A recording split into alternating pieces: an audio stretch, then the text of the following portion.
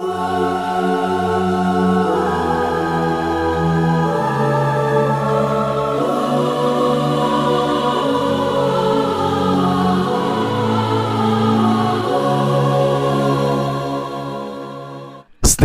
ನಮಸ್ಕಾರ. ಅಧಿಕಾರ ಅಂದರೆ ಕೇವಲ ಅಧಿಕಾರ ಅಲ್ಲ, ಅದೊಂದು ನಿರಂತರವಾದಂಥ ಹೋರಾಟ. ಆ ಹೋರಾಟದ ಕಣದಲ್ಲಿ ಬಿದ್ದಾಗಲೆಲ್ಲ ಮತ್ತಷ್ಟು ಬಲಿಷ್ಠವಾಗಿ ಎದ್ದು ಬರುವಂತಹ ಮುಖಂಡರು ಕೆಲವು ಜನ. ಅಂತಹ ಧೀಮಂತ ನಾಯಕರಲ್ಲಿ ಒಬ್ಬರು ಕನಕಪುರದ ಬಂಡೆ ಅಂತಲೇ ಹೆಸರುವಾಸಿಯಾಗಿರುವಂತಹ ಕನಕಪುರದ ಕೆಂಪೇಗೌಡರ ಮಗ ದೊಡ್ಡಾಳಹಳ್ಳಿ ಕೆಂಪೇಗೌಡ ಶಿವಕುಮಾರ್. ಕರ್ನಾಟಕ ರಾಜಕಾರಣ ಇವರನ್ನು ಪ್ರೀತಿಯಿಂದ DKಶ ಅಂತೇಳಿ ಕರೆಯುತ್ತೆ. ವಿರೋಧಿಗಳು ವ್ಯೂಹ ರಚನೆಯನ್ನು ನೋಡಿದ್ರೆ ಬಹುಶಃ ಬೆಚ್ಚಿ ಬೀಳ್ತಾರೆ. ಜೊತೆಗೆ ಸ್ವಪಕ್ಷದವ್ರಿಗೂ ಕೂಡ ಅಚ್ಚರಿ ಹುಟ್ಟಿಸುತ್ತೆ DK ನಡೆ. ಯಾರು ಈ DK ಶಿವಕುಮಾರ್? ಶೂನ್ಯದಿಂದ ಆರಂಭವಾಗಿ ಇಂದು ಕರ್ನಾಟಕದ ಮುಖ್ಯಮಂತ್ರಿ ಆದಂತಹ ಹಂತಕ್ಕೆ ಹೋದಂತಹ DK ಛಲದಂಕಮಲ್ಲ ಅನ್ನೋದರಲ್ಲಿ ಡೌಟೇ ಇಲ್ಲ.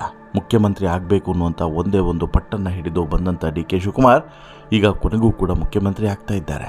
ಹಾಗಾದರೆ ಮುಖ್ಯಮಂತ್ರಿ ಗದ್ದುಗೆ ಏರೋದಕ್ಕೆ ಸಜ್ಜಾಗಿರುವಂಥ DK ಶಿವಕುಮಾರ್ ಅವರ ಸಾಹಸ ಸಂಘರ್ಷದ ಹಾದಿ ಹೇಗಿತ್ತು ನೋಡೋಣ ಬನ್ನಿ. ಅದಕ್ಕಿಂತ ಮುಂಚೆ ನೀವಿನ್ನೂ ಕೂಡ ನಮ್ಮ ಚಾನಲನ್ನು ಸಬ್ಸ್ಕ್ರೈಬ್ ಮಾಡಿಲ್ಲ ಅಂದರೆ ದಯವಿಟ್ಟು ಕೂಡಲೇ ಸಬ್ಸ್ಕ್ರೈಬ್ ಮಾಡಿ ಸ್ನೇಹಿತರೆ. ಅದು 2023 ಮೇ. ಕರ್ನಾಟಕದಲ್ಲಿ ಕಾಂಗ್ರೆಸ್ ಪಕ್ಷ ಭರ್ಜರಿ ಬಹುಮತದೊಂದಿಗೆ ಅಧಿಕಾರಕ್ಕೆ ಬಂದಿತ್ತು. ಧೈರ್ಯ ಇರುವಂಥ ಒಬ್ಬಂಟಿ ಮನುಷ್ಯನೇ ಬಹುಮತವನ್ನು ಸೃಷ್ಟಿಸಬಲ್ಲ ಅನ್ನುವಂತಹ ಸ್ವಯಂ ಸಿದ್ಧಾಂತ ಹೊಂದಿದ್ದಂಥ KPCC ಅಧ್ಯಕ್ಷ DK ಶಿವಕುಮಾರ್ ಕರ್ನಾಟಕದಲ್ಲಿ ಕಾಂಗ್ರೆಸ್ ಸಾಧಿಸಿದಂಥ ಈ ಪ್ರಚಂಡ ಜಯದ ರೂವಾರಿ ತಾವೇ ಅಂತೇನೆ ಬಿಂಬಿಸಿಕೊಂಡಿದ್ರು. ತಮಗೆ ಮುಖ್ಯಮಂತ್ರಿ ಪಟ್ಟ ಸಿಗಬೇಕು ಅಂತೇಳಿ ಹಕ್ಕನ್ನು ಮಂಡಿಸಿದ್ರು. ಫಲಿತಾಂಶದ ಬಳಿಕ ಕಣ್ಣೀರು ಹಾಕ್ತಲೇ ಮಾತನಾಡಿದಂತಹ DK ಸೋನಿಯಾ ಗಾಂಧಿ ಅವರಿಗೆ ನೀಡಿದಂಥ ಮಾತನ್ನು ಉಳಿಸಿಕೊಂಡಿರೋದಾಗಿಯೂ ಕೂಡ ಹೇಳಿದರು. ಆದರೆ ಅಂತಿಮವಾಗಿ ಅವರು ಉಪಮುಖ್ಯಮಂತ್ರಿ ಸ್ಥಾನಕ್ಕೆ ತೃಪ್ತಿ ಪಡಬೇಕಾಯಿತು ಅವತ್ತು. ಆದರೆ ಅದಾಗಿ 3 ವರ್ಷಗಳ ನಂತರ ಕನಕಪುರ ಕ್ಷೇತ್ರದ 8 ಬಾರಿ ಶಾಸಕರಾಗಿ ಆಯ್ಕೆಯಾಗಿದ್ದಂತಹ DK ಶಿವಕುಮಾರ್ ಈಗ ಕೊನೆಗೂ ಕೂಡ ಮುಖ್ಯಮಂತ್ರಿ ಗದ್ದುಗೆ ಏರೋದಕ್ಕೆ ಸಜ್ಜಾಗಿದ್ದಾರೆ.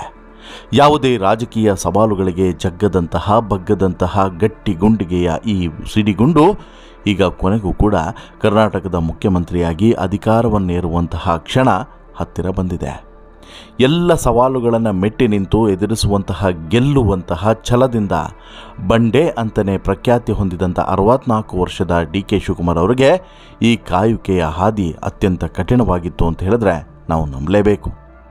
DK ಶಿವಕುಮಾರ್ ಅವರು ರಾಜಕೀಯಕ್ಕೂ ಮುನ್ನ ಶಿವಕುಮಾರ್ ರಾಜಾಜಿನಗರದ ರಾಷ್ಟ್ರೀಯ ಸ್ವಯಂ ಸೇವಕ ಸಂಘದ ವಿಠ್ಠಲ ಶಾಖೆಯಲ್ಲಿ ಕೆಲ ಸಮಯ ಕಳೆದಿದ್ರು.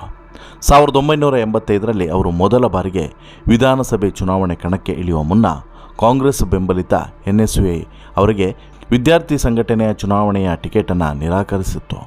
ಆ ಸಮಯದಲ್ಲಿ BJPಯ ಅನಂತಕುಮಾರ್ ಅವರ ಜೊತೆಗೆ ಶಿವಕುಮಾರ್ ಅವರು ABVPಗೆ ಕರೆತರಬೇಕು ಅನ್ನುವಂಥ ಪ್ರಯತ್ನವನ್ನು ಮಾಡಿ ವಿಫಲರಾಗಿದ್ದರು ಅನ್ನೋದು ಕೂಡ ಇತಿಹಾಸ.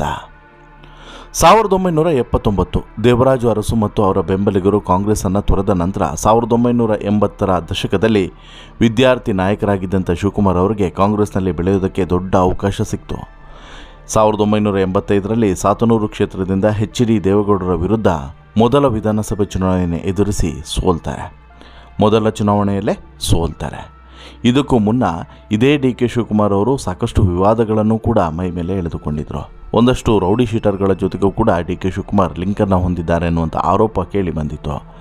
ಈ ಕುರಿತಾದಂತಹ ಒಂದು ಸುದೀರ್ಘವಾದಂಥ ಸ್ಟೋರಿಯನ್ನು ನಿಮಗೆ ಮುಂದಿನ ದಿನಗಳಲ್ಲಿ ಕೊಡ್ತೀನಿ.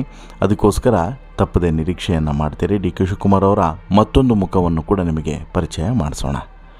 ಇನ್ನು 1989ರ ಚುನಾವಣೆಯಲ್ಲಿ ಮೊದಲ ಬಾರಿಗೆ ಶಾಸಕರಾಗಿ ವಿಧಾನಸಭೆಯನ್ನು ಪ್ರವೇಶ ಮಾಡ್ತಾರೆ. 1985ರಲ್ಲಿ ಸೋಲ್ತಾರೆ. HD ದೇವೇಗೌಡರ ವಿರುದ್ಧ ಸಾತನೂರು ಕ್ಷೇತ್ರದಿಂದ ಸ್ಪರ್ಧೆ ಮಾಡಿ ಸೋಲ್ತಾರೆ. ನಂತರ 1989ರ ಚುನಾವಣೆಯಲ್ಲಿ ಮೊದಲ ಬಾರಿಗೆ ಶಾಸಕರಾಗಿ ಪ್ರವೇಶವನ್ನು ಪಡೀತಾರೆ ವಿಧಾನಸೌಧಕ್ಕೆ. ಇದಾದ ಬಳಿಕ 1999ರಲ್ಲಿ ಇದೇ ಸಾತನೂರು ಕ್ಷೇತ್ರದಲ್ಲಿ ದೇವೇಗೌಡರ ಪುತ್ರ HD ಕುಮಾರಸ್ವಾಮಿಯವರನ್ನು ಸೋಲಿಸಿ ತಮ್ಮ ರಾಜಕೀಯ ಶಕ್ತಿ ಪ್ರದರ್ಶನವನ್ನು ಮಾಡ್ತಾರೆ. ಅವತ್ತಿಗೆ DK ಶಿವಕುಮಾರ್ ಏನು ಅನ್ನೋದು ಕರ್ನಾಟಕದ ರಾಜ್ಯ ರಾಜಕೀಯಕ್ಕೆ ಚಿರಪರಿಚಿತವಾಗಿತ್ತು. ಇನ್ನು ವರ್ಷಗಳು ಉರುಳಿದಂತೆ DK ಶಿವಕುಮಾರ್ ಅವರು ಗಾಂಧಿ ಕುಟುಂಬದ ಅತ್ಯಂತ ನಂಬಿಕಸ್ಥ ಬಂಟ ಆಗಿ ಬೆಳೀತಾ ಹೋಗ್ತಾರೆ. ಕಾಂಗ್ರೆಸ್ ಪಕ್ಷದ ಪ್ರಮುಖ ರಾಜಕೀಯ ರಕ್ಷಕನಾಗಿ ಬೆಳೀತಾರೆ. 2019ರಲ್ಲಿ ಅಕ್ರಮ ಹಣ ವರ್ಗಾವಣೆ ಪ್ರಕರಣಕ್ಕೆ ಸಂಬಂಧಿಸಿದಂತೆ DK ಶಿವಕುಮಾರ್ 50 ದಿನಗಳ ಕಾಲ ಜೈಲು ವಾಸವನ್ನೂ ಕೂಡ ಅನುಭವಿಸುವಂಥ ಪರಿಸ್ಥಿತಿ ಬರ್ತದೆ. ಅದಕ್ಕೂ ಮುನ್ನ ಸೋನಿಯಾ ಗಾಂಧೀಜಿಯವರು ಕೊಟ್ಟಂತಹ ಯಾವುದೇ ಟಾಸ್ಕನ್ನು ಕೂಡ ಡಿ ಕೆ ಶಿವಕುಮಾರ್ ಇಲ್ಲ ಅಂತೇಳಿ ಹೇಳಿದೇ ಇಲ್ಲ. ಎಂಥದ್ದೇ ಸಂದಿಗ್ಧ ಪರಿಸ್ಥಿತಿಯಲ್ಲಿ ಎಂಥದ್ದೇ ಕೆಲಸವನ್ನಾದರೂ ಕೂಡ ಡಿ ಕೆ ಮಾಡಿ ಅದನ್ನು ಒಪ್ಪಿಸ್ತಾ ಇದ್ದರು ಯಾರಿಗೆ? ಈ ಗಾಂಧಿ ಕುಟುಂಬಕ್ಕೆ. ಇನ್ನು 2019ರಲ್ಲಿ ಯಾವಾಗ ಇವರು ತಿಹಾರ್ ಜೈಲನ್ನು ಸೇರಿದ್ರೋ ಈ ಸಮಯದಲ್ಲಿ ಸ್ವತಃ ಸೋನಿಯಾ ಗಾಂಧಿ ಅವರೇ ಖುದ್ದಾಗಿ ಜೈಲಿಗೆ ಭೇಟಿಯನ್ನು ನೀಡಿ ಇವರ ಸುಖ ಕಷ್ಟವನ್ನು ವಿಚಾರಿಸ್ಕೊಂಡು ಬಂದಿದ್ದರು.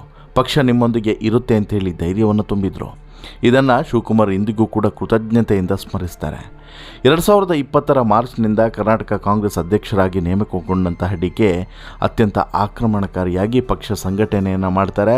ಜೊತೆಗೆ ಹೊಸ ಆಲೋಚನೆಗಳನ್ನು, ಹೊಸ ದಿಶೆಯನ್ನು ಈ ಕಾಂಗ್ರೆಸ್ ಪಕ್ಷಕ್ಕೆ ತಂದು ಅಂಟಿಸ್ತಾರೆ.